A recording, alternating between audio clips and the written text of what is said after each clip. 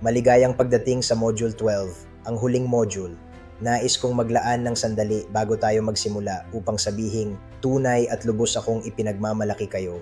Natapos ninyo ang 11 module ng propesyonal na pagsasanay.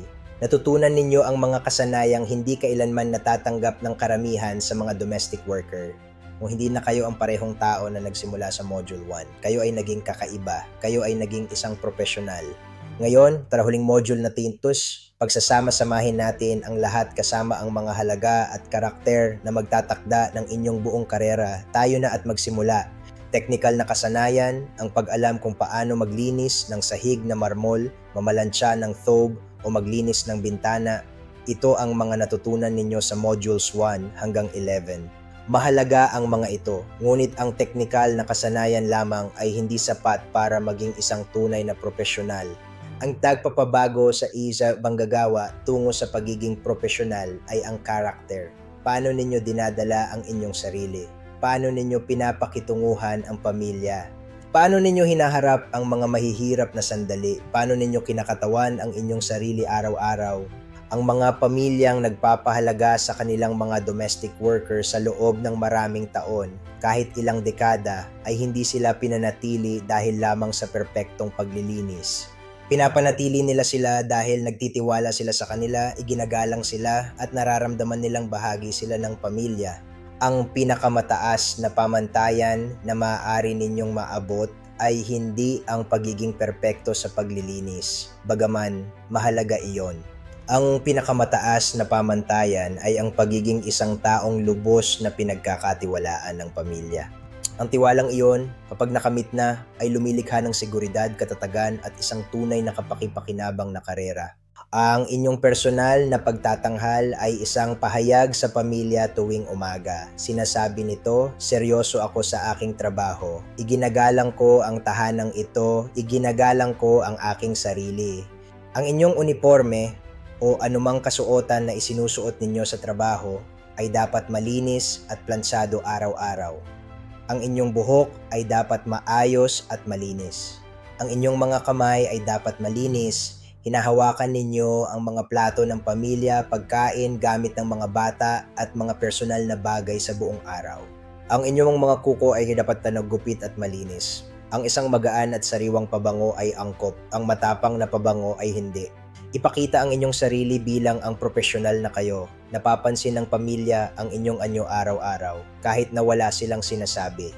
Ang isang palagiang maayos, malinis at profesional na hitsura ay nagpapakita ng karakter ng walang kahit isang salita. Ihanda ang inyong damit pantrabaho sa gabi bago ang inyong pasok.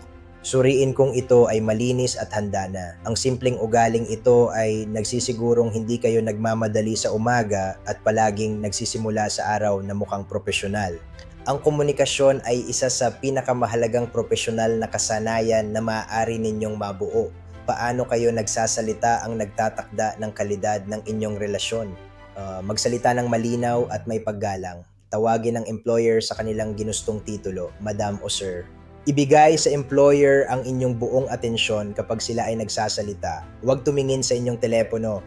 Palaging kumatok bago pumasok sa isang pribadong silid upang makipag-usap sa employer. Huwag kailanman magtataas ng boses. Makinig sa buong tagubilin bago magtanong. Kung hindi ninyo naintindihan, sabihin ito ng malinaw. Maaari po ba ninyong ipaliwanag muli? Ang pagtanggap ng feedback, lalo na ang critical na feedback, ay isang hamon. Narito ang profesional na tugon, makinig ng hindi sumasabat. Pasalamatan ang employer sa pagsasabi sa inyo. Itanong kung ano ang maaari ninyong gawin upang mapabuti. Pagkatapos ay magpakitang gilas. Ang mga aksidente ay nangyayari, maaari ba may mabasag kayo. Kapag nangyari ito, pumunta agad sa employer ng may katapatan. Sabihin ng malinaw, pasensya na po, aksidente ko pong nabasag ang baso. Ang katapatang ito ay mas mahalaga kaysa sa perpektong pagganap. Kung mayroong tunay na problema gaya ng hindi pagbabayad ng sweldo, tugunan ito sa pamamagitan ng mga tamang channel. Magsalita ng mahinahon. Ang pangungulila sa tahanan ay totoo at ito ay mahirap. Payagan ang inyong sarili na maramdaman ito, ngunit huwag hayaang madaig nito ang inyong trabaho. Magtabi ng isang maliit na journal. Isulat dito ang inyong mga nararamdaman sa mga mahihirap na araw. Makakatulong ito sa pagproseso ng damdamin. Ang social media ay lumikha ng mga panganib. Huwag kukuha ng larawan ng tahanan o pamilya nang walang pahintulot. Ang inyong telepono ay para sa inyong pahinga lamang.